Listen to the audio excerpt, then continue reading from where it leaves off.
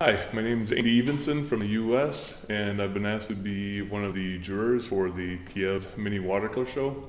And due to the fact that I unfortunately can't come to the Ukraine in person, I've been asked to do a demonstration that they can show. I don't have a lot of time. I wouldn't be able to finish a whole painting, so I went ahead and got started with a first wash and a value study. But I just want to talk a little bit about, even if I can finish it, how I use a value study to plan the steps of my painting. Okay, so we'll get the camera down here on my working surface. This is just an example of one of my value studies and how I use this and plan the simple shapes. I leave the white paper, and that's representative of what would be the first light wash on a painting. And then after that, I kind of squint my eyes, and with the middle value wash, I try and join all the other shapes. And if I can, I connect them. So you can kind of see through the darks on here that I've gotten the house, shadow sides of the house are coming in and connecting through some of the background foliage and into this tree, and then right into the shadow of the shed coming in here, and obviously connected down here as well. Okay, here's another one that I did real quick on location in England. Same thing, the shadow side of that house is connecting to all the foliage and down here into the boats, and the shadow side of that boat and down here into the driveway and up and around, and connecting everything. Then I use my darks on top of that to show some details and make it all pop again. But just a couple examples of these, but it's hard to see through those darks at the big connected shape of the middle value underneath it. So what I do when I'm actually working on a painting is I usually get it to this stage, and because this is the one that really kind of trips people up most often, is finding a way to take all these individual shapes in a reference photo or in the scene, all these houses and cars and trees and everything, and try and find one big linking shape to kind of establish your composition and make sure everything is simplified. And I can find some lost edges in that big shape as well, which is really nice for watercolor. So now that I've got that, the white paper again represents the light wash, excuse me, and I've got the light wash already done on my painting, okay? It's had a little bit of a chance to dry. I've got some white paper areas where I wanted to leave it behind. They might be too bright in the end, and I might have to go ahead and tint them, but I try and leave a couple of larger white areas if I need to in the painting. And again, like I said, at the end, if it looks too much, I can always come back and tint them, but it's better to try and preserve them a little bit. So this white paper on the value study, this is what represents the white paper on the actual color painting. Okay, so now on top of this, I'm going to try and paint this big connected middle value shadow shape. So I'm going to mix a variety of colors here.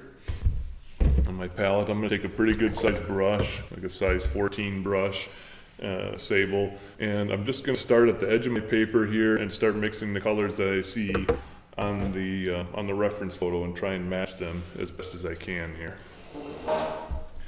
So it starts off with those background trees. I've got some quinacridone gold and some burnt sienna and some Payne's gray. Just a variety of my warmer tones here, and try and establish a decent color that's a little bit of neutral tint. Just try and I mix all my greens. I don't really have any green on my palette. Okay, so that's going to be representative of some of those background trees. And then it's going to go pretty quickly from those trees into the shadow side of this house. So I want to go ahead and mix a good value for the shadow side of that house. I'm going to start with some kind of a violet. And it's a warm house. It's a kind of an orange stone house, obviously. So I'm going to have to throw some brown in here as well to get the color that I want. There we go. So that's going to be representative of the shadow side of that house. It's kind of a dull color, I know, but that's fine. I want the shadows to sit back and not compete with the light on the front of the house. So that's a good shadow color, and I'm going to probably need some browns right away too in a couple of areas down here on these buildings. I'm going to go ahead and put a little bit of that on my palette here. Some crimson with browns. Just get a nice little variety going on my palette here. But once I start painting, I don't have to slow down too much. I can just kind of keep going pretty rapidly. And just keep changing the color on my brush. Okay, I'm going to start over here on the left side of my painting, and we're not really concerned about making these shapes that great on the edge here, so I'm going to just kind of indicate a few of those pretty quickly here, and just kind of get rid of that white paper, and I'm working my way towards the house. I can't even really tell what it is back there. I'm not going to lean in and figure out what every little shape is, so I'm just going to kind of paint what I see when I squint from a distance. Okay, there's that. I'm going to switch to the shadow side of the house, which is this color. Start knocking that in. I'm going to try and paint around the tree trunk just a little bit if I can, but that's such a small shape that if I lose that, I can always get that back with some opaque paint or something later. But like I said, I try and preserve some of that light paper if possible. So there's that tree trunk down there on the edge. Get a little more neutral tint in there. Alright, so that's going to be the side of the house. Now, I'm not really looking solely at the reference photo. I'm painting this shape right now, and I'm just changing the colors. So I can't just paint the side of the house. I have to get this little corner of trees in the background and connect that in there too. So I'm going to get that shadow color off of my brush. Grab that stuff that I mixed for the trees in the background. I'm just going to touch that bead on the edge and join those shapes. I'm purposely joining some of these shapes together, okay? And this is just going to be some pretty loose background trees is all. Leave just a little bit of light there, not much. That's going to come right down and kind of connect to that shadow side there. Alright, so I've got some of those background trees. Rinse that off, keep going. Again, this is the shape that I'm painting right now, so I'm going to keep referring to that as often as I can. And then up onto this rooftop. That's going to be darker later, but I'm just going to go ahead and link that right now. So now we've got part of this tree and the shadow from the big tree is on this house right now. So I'm going to try and paint both of those together quickly here. I didn't really put that small shadow shape on my value study, but that's okay. So this is just the shadow of an arcing branch coming through here. And it's going to come down and connect to this little rooftop down here in the front. And again, we've got a little shadow side on that porch, it looks like. Now I'm getting down to some warmer colors at the base of that house again. So I'm going to switch gears on my brush, pick up some warmer colors, get that nice warm shadow on here across the face of that front little porch. Again, this is being cast from the tall tree that's kind of front and center here. So I'm going to have to link that to across the ground plane eventually and make sure that that's connecting all the way to my tree. Make that convincing. Okay, so I've connected the background trees, the background buildings, the side of the house, the tree next to it, and now I'm starting to work my way over to the next house. I've got a little bit of work to do on the porch here. So on my value study is really simple. I just try and find the big shapes. Obviously on my color painting I have to do a little nicer job of finding a few smaller little shapes in here too. But I stay pretty close to what I found on my value study. I don't reinvent the wheel or anything. Make sure that I'm getting that little stairway in there. And a couple of steps. Just indicate that real quickly there. Okay, that's good enough. Alright, so that part is in my shape and connected. So now I'm going to go up the shadow side of that house and start connecting. There's a nice soft shadow on this yellow house down here. So before I hit that, I'm just going to put a little bit of clear water on that area so that it fuzzes a little bit. That's being cast from a tree much further away, it appears. So Make sure I get that right. All right, up onto the shadow side of the yellow house. Connecting right down here. And that's gonna really define and help pop out the, get that nice lighter brick building back there.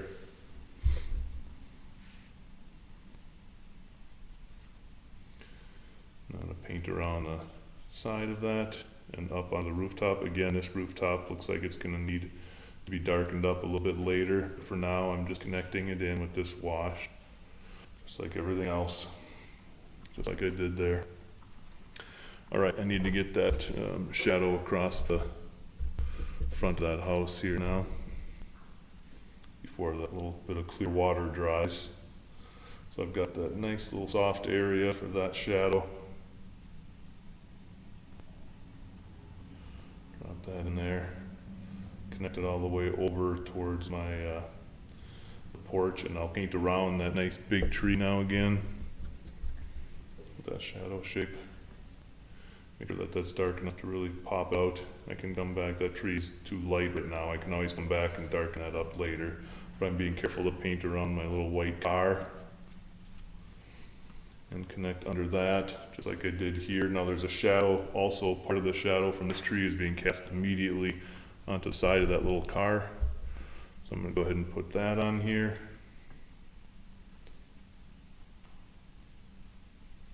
Also, there we go. And connect right to that tree. So that's gonna help to show all that. Need to get some of that road on there. That's a lot of dry brush that I can do later. I'm not too concerned about that right now. All right, back to my game plan. Let's start coming across through that big tree to the next house over here. So I'm gonna put a little bit of value on this and maybe a shadow across in a spot or two, just to make sure that it's connecting a little bit better. Down here onto the ground plane.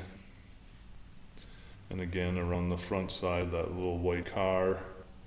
And it's connecting up into the shadow side of this house. Same thing on that house, the shadow being cast from trees across the street is going to be a little bit softer, they're further away. So I'm going to go ahead and drop a little bit of clear water on there too. So that fuzzes a little bit. Back to my shadow colors.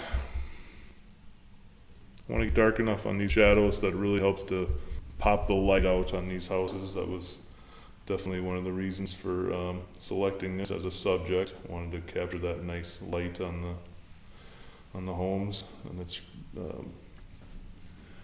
popping out the light on the cars and everything too. So that late afternoon sun. I'm gonna get nice and dark as it comes down here. Probably have to darken up one more time later, but getting as close as I can on this initial wash to the values I'm gonna need here. Okay, so there's that side color, and then before it has a chance to dry, again, get the shadow on my house here before that little bit of clear water dries. Looks like it's already drying some, but that's all right. Alrighty, so I've got that shadow on there. I'm going to come down, the front end of that porch is all in shadow also. So I'm going to go ahead and connect that kind of mustardy yellow color with this also here. And there's a little bit of light on that car parked in front of that house. So I'll try and preserve as I bring it down. And that right about there is where it's starting to hit that the lighter doorway. So I'm going to leave that behind also. Before that dries, I'm going to come in with a little thicker paint and just kind of drop a rooftop on there and let it fuzz in that shadow shape a little bit right there. And darken this up a little bit too while it's all damp. And back behind this car is much darker also. Really want to make the light on that guy pretty dramatic if I can. All right, up onto the rooftop before it has a chance to dry.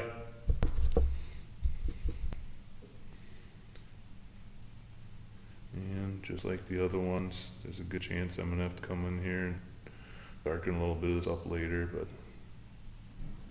but No problem, get it in right now.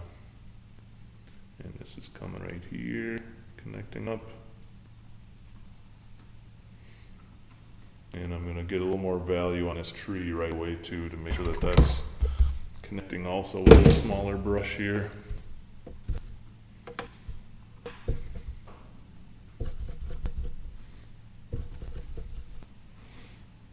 Got kind of that nice gold color on there.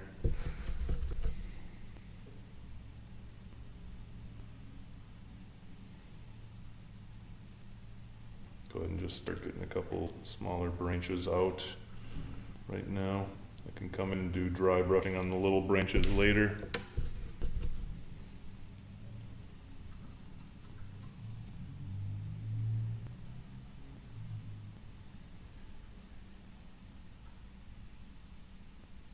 Right, that was just so I could have a good chance of connecting that tree to everything else. Here we're kind of wet and wet, so it wasn't too isolated. All right, back down here before I lose this bead, I'm going to continue on into the shadow of the house next to it, and and then the shadow and across that car in the bottom of the painting there too. Right here, I want to make sure that these shadows are connecting also, and down leave a little bit of sunlight on it. A couple spots, but there's definitely a lot of cast shadows on the front of that guy. There we go. Back into that car. Goes in there. There we go. That's better. All right. Now I can continue on over to the house next door.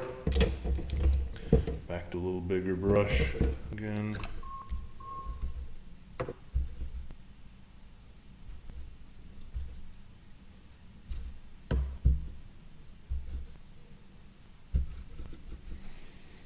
Let's get some shadows on that one. This white car in front of there is almost entirely in shadow, so I'm just gonna paint right through that.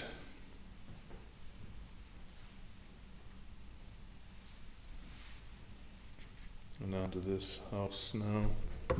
It's a little warmer shadow. There we go. It's going right down like that. Good enough.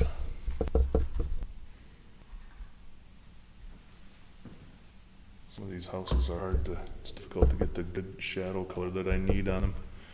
All weird colors. Pale yellow is a hard color to get a shadow for.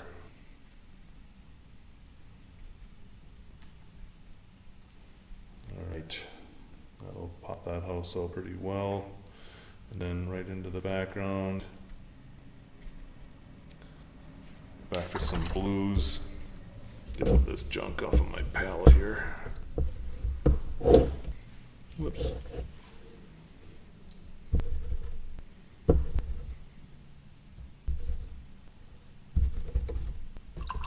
I'll start getting some of that snow connected in here too. When I can. There we go.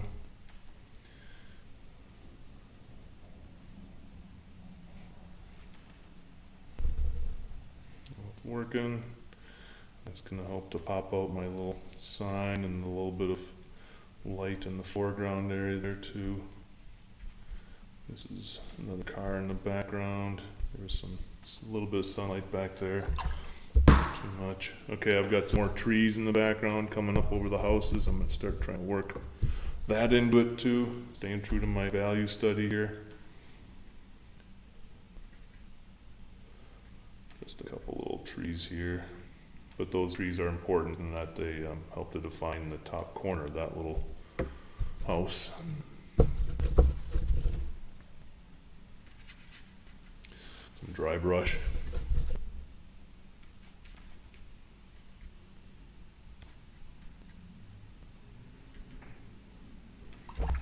Alright, we've got another little rooftop back there, it looks like. Let that kind of connect here too. And then down to this rooftop. It's even a little bit darker still and warmer.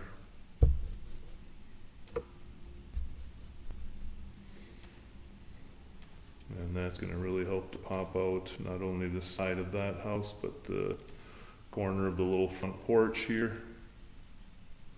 And a little bit of shadow in between them.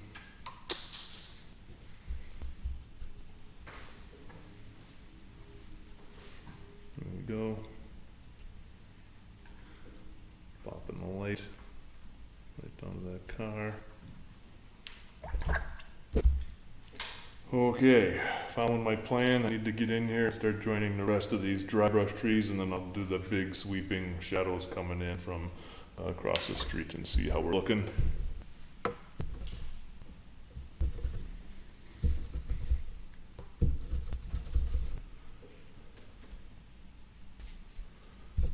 Not quite so much color, a little less color on that one. I don't want that to compete with the houses too much. Dull it down a little bit. That's better. I don't want too green.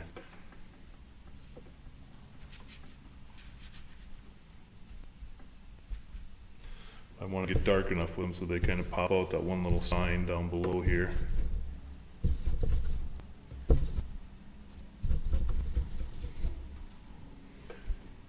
we go. So I didn't get too close to that sign originally on that first wash. Now I'm just going to negatively paint around it a little more carefully here. And carry this up as fast as I can. Get that nice big tree in here.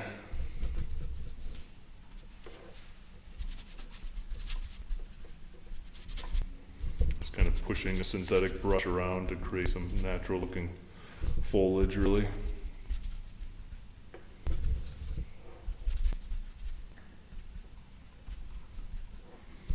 And it's going to have to get darker as it comes down.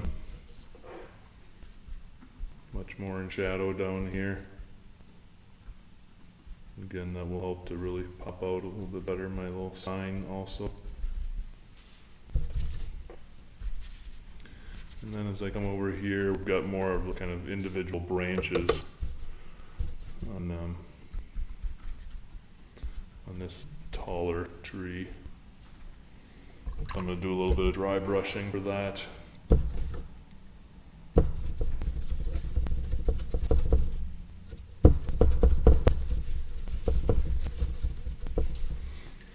we go.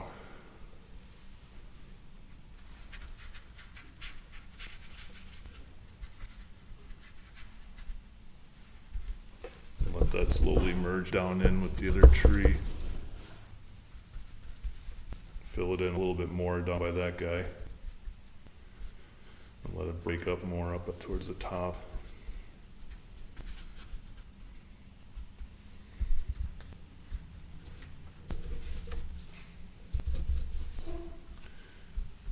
Get some more darks in here.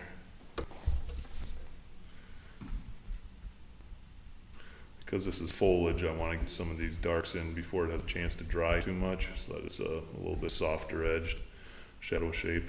Unlike the houses and stuff, those are going to need harder edged shadows, so I'm going to have to wait there. But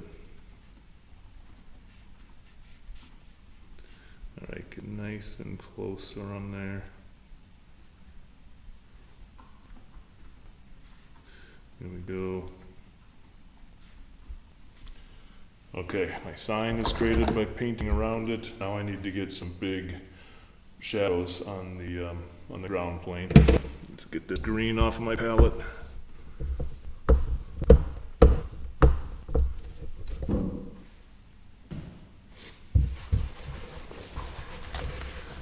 And we'll get back to some kind of violets and neutral tints here. Neutral tint, violet. Just to kind of offset all the warm colors that are hitting the sun-struck areas. Get some nice violet-y shadows in here.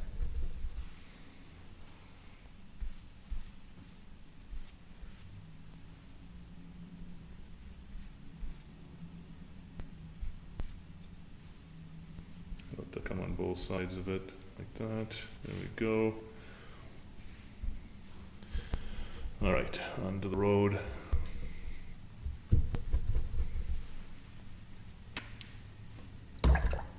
Want a little bit more on The road was too bright as is. Get a little more value on the whole thing. There we go. And that'll help to also pop the light out on those houses a little bit better. There's a little bit of snow catching some sun up there on the lawn too, so I'm gonna get through too much of that sign. There we go.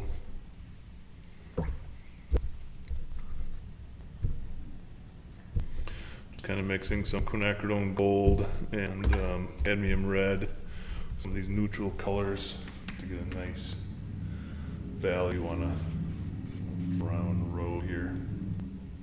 And I'll leave some of that first light wash, obviously. I don't want to cover it all up, but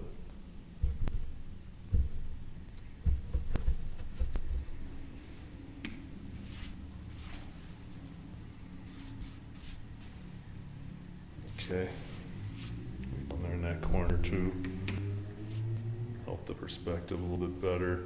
And then this shadow is going to start connecting all the way back to where I started and back around into this street as it turns the bend. Here we go. So it's all about finding connections and just kind of creating a nice pathway through your painting.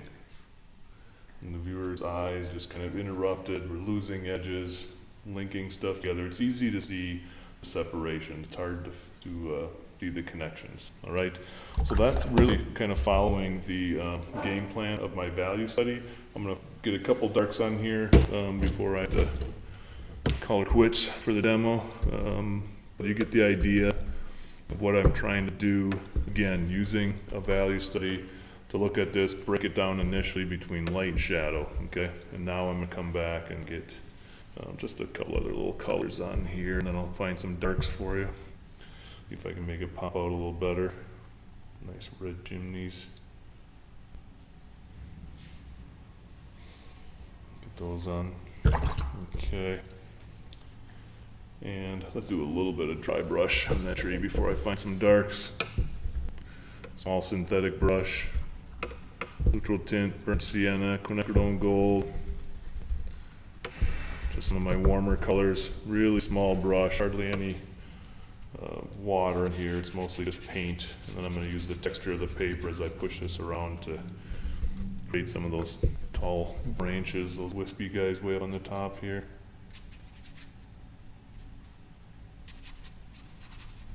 Fill this in a little more.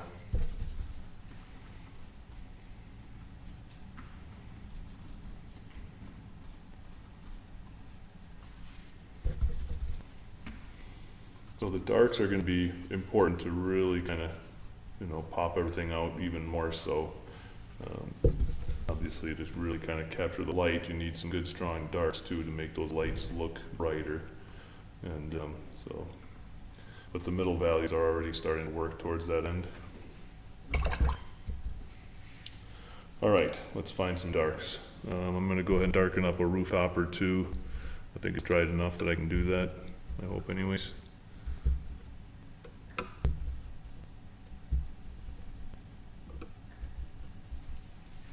All right, this is much darker.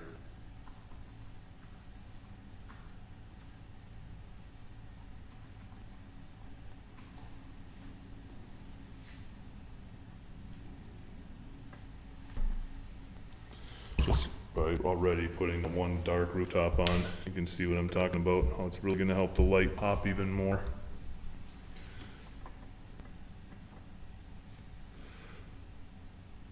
I won't get too far into this, unfortunately. Like I said, time constraints are going to let me quite finish this, but you'll get the idea.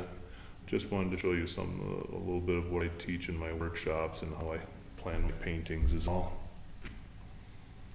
Let's get this up here.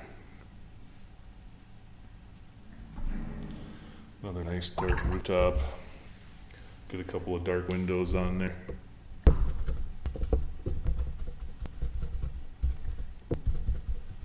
Gonna dry brush this on.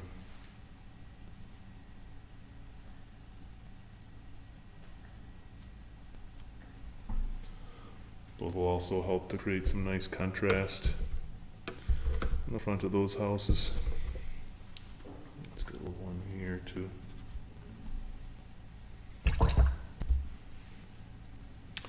And the side of that house is dried too light. I gotta come back in there.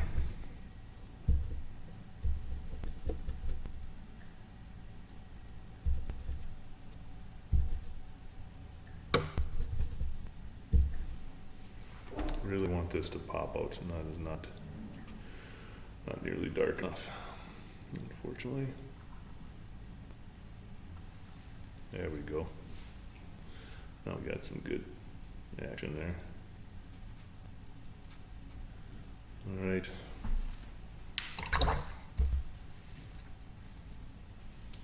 gonna put dark on the foreground street, and then probably call this quits. I'm over a half an hour. I was told to try and keep it to about a half an hour, so I don't want to go too much longer over that. But just gives you a nice chance to just kind of watch me paint a little bit and meet me anyways. Unfortunately, like I said, I can't meet you all in person. I was really looking forward to coming to Ukraine, but hopefully another day soon I'll be able to do that.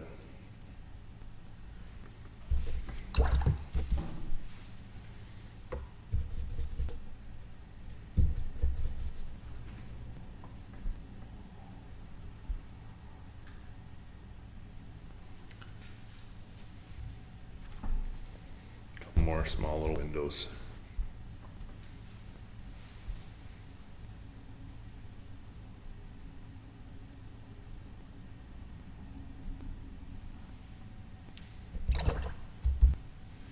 I really like this little row of houses here. I look for scenes like this that have a nice combination of light and shadow. Makes it a lot easier to paint when your shapes are that well defined. Okay. So, I hope you enjoyed watching me paint for just a little bit. It was nice to meet you. Congratulations to everybody on the show. I'm looking forward to seeing it all online and making my selection. But don't worry about winning awards or not. It's all just it's good fun, and I'm glad that you had a chance to enter the show. Thanks again.